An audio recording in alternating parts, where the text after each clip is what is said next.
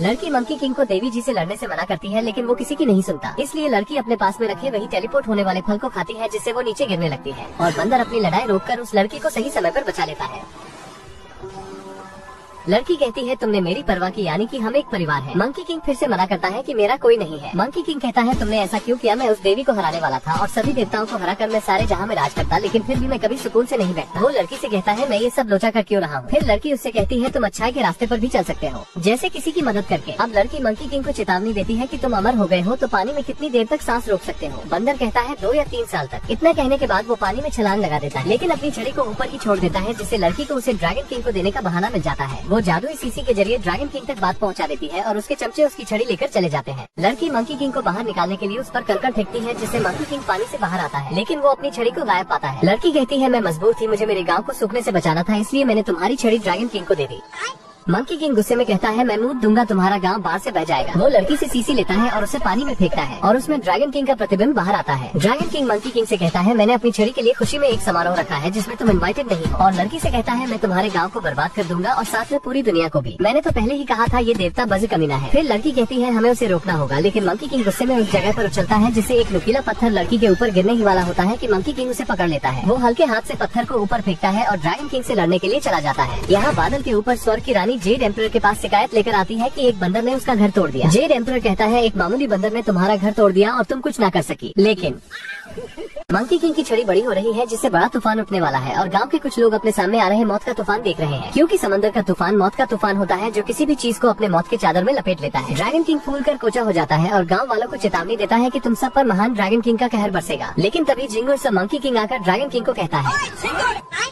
Monkey king पूछता है मेरी छड़ी कहाँ है, लेकिन ड्रैगन उससे कहता है मैंने तुम्हें न्योता नहीं दिया था और उसे एक फूंक मारता है, जिससे वो पानी के बहाव के साथ बह जाता है। ड्रैगन किंग इतना विशाल हो चुका है कि वो ड्रैगन किंग के आगे बिल्कुल लग रहा है, लेकिन मंकी अपने कई अवतार के साथ आता है और खुले हुए ड्रैगन को वो चारों ओर से मारता है। लड़की वापस अपने गाँव आकर सभी को बचाने की कोशिश कर रही है। ड्रैगन किंग बंदर के अवतारों को आसानी से मार रहा है। जब बार बार बंदर को मारने के बाद भी उसे बंदर जीवित दिखाई देता है तो वो पूछता है तुम मरते क्यों नहीं? मंकी किंग बताता है मैं अमर हूँ। जब मंकी पानी में गिरता है तब लड़की ड्रैगन किंग से कहती है अगर आप मेरे गाँव को छोड़ दोगे तो मैं उसकी कमजोरी बताऊंगी। ड्रैगन उसकी बात मान जाता है और लड़की उसे बताती है बिजली है उसकी सबसे बड़ी कमजोरी, खत्म कर दो उसे। और जब वो बिजली से उसे बड़ा झटका देता है तो वो बेहोश होकर पानी में गिर जाता है, लेकिन उसके शरीर का साइज बड़ा होता जाता है, यानी कि वो और भी शक्तिशाली हो रहा है। लड़की के बताने के बाद जब ड्रैगन किंग उस पर बिजली से वार करता है तो मंकी किंग बेहोश होकर पानी के नीचे गिरने लगता है, लेकिन उसका साइज और भी बड़ा होता जाता है, यानी कि वो और भी शक्तिशाली हो रहा है। और जब मंकी की आंख खुलती है तो ड्रैगन शहर के पानी की गहराई में वो अपनी छड़ी को फिर से पाता है। ड्रैगन किंग लड़की से कहता है मेरी मदद करने के लिए शुक्रिया, लेकिन लड़की कहती है मैंने तुम्हारी मदद नहीं बल्कि उसकी की।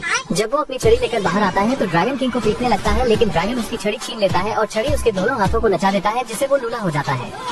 उसके बाद मंकी उसे इतना बेरहमी से मारता है कि उसकी शरीर की सारी हवा निकल जाती है। वो मंकी किंग से कहता है रख लो छड़ी, लेकिन कभी कभी उसे अपने मायके भेज देना। मंकी अपने पैरों से उसे कुचल देता है, जिससे वो एक छिपकली के बराबर होकर भागता है। अब लड़की मंकी को रुकने को कहती है, लेकिन मंकी अपना आपा खो देता है और वो ऊपर के सारे देवताओं को चेतावनी देता है कि अब तुम्हारी बात। इस बार जब मंकी अपनी आंखों की लेजे से उस देवता के महल पर वार करता है तो उसका घर आधा गिर जाता है। गुस्से में वो आपातकालीन वाला भोपू बजाता है बुद्धा को बुलाने के लिए। बंदर को उसकी औकात दिखाने के लिए तीनों लोग के देवता आते हैं, लेकिन मंकी अपनी छड़ी को बड़ी करके उन्हें लपेट लेता है और घुमाकर बिल्कुल छोटा कर देता है। और फिर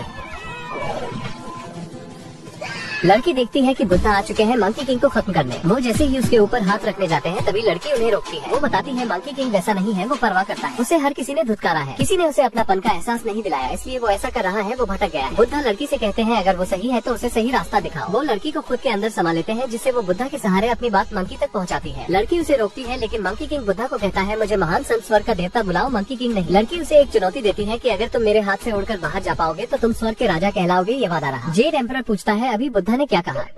फिर लड़की उसे बताती है अगर तुम ऐसा ना कर सके तो पृथ्वी पर तुम रहकर लंबी तपस्या करोगे जब तक तुम्हें अपनी शक्तियों का ज्ञात ना हो जाए। मंकी किंग तुरंत उड़कर ब्रह्मांड के आखिरी छोर तक पहुंच जाता है। मंकी किंग ब्रह्मांड के आखिरी छोर पर पहुंचकर वो सबूत के तौर पर वहां एक निशान बनाता है और उस जगह को गीला करने लगता है।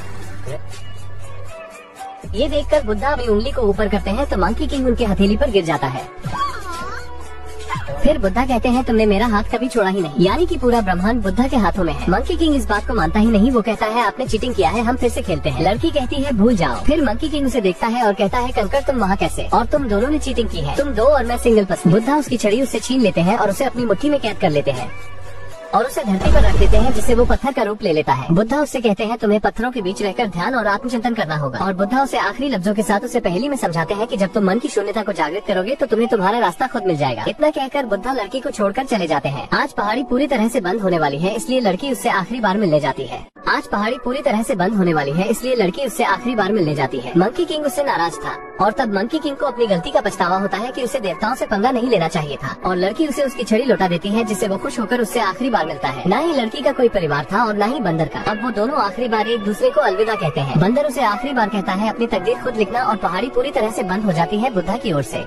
लड़की कहती है मंकी कुछ ही दिनों में बाहर आ जाएगा, लेकिन 500 साल गुजर जाते हैं और एक सन्यासी और उसके साथ 2 चेले आते हैं और उस कपड़े को हटाते हैं जो पहाड़ी पर लगाए गए थे। सन्यासी मंकी किंग से कहता है धरती पर राक्षसों ने आतंक मचा रखा है और बुद्धा का आदेश है कि तुम्हें आजाद करें, और कहता है हम पश्चिम की ओर जा रहे हैं उन सभी से लड़ने, क्या तुम हमारे साथ आ रहे हो? वो कहता है इतने सालों से मैंने अपने दिल में शांति के दिए जलाए हैं और तुम चाहते हो मैं राक्षसों से लड़ूं। वो खुश होकर अपनी छड़ी से कहता है दुनिया को बचाने। और यहीं पर ये पार्ट खत्म होता है। अगर आपको ऐसी वीडियोस और देखनी है तो चैनल को लाइक करके वीडियो को सब्सक्राइब कर लीजिए और कमेंट में जरूर बताना कि ये कैसा लगा मंकी किंग झींगा लाला झींगा।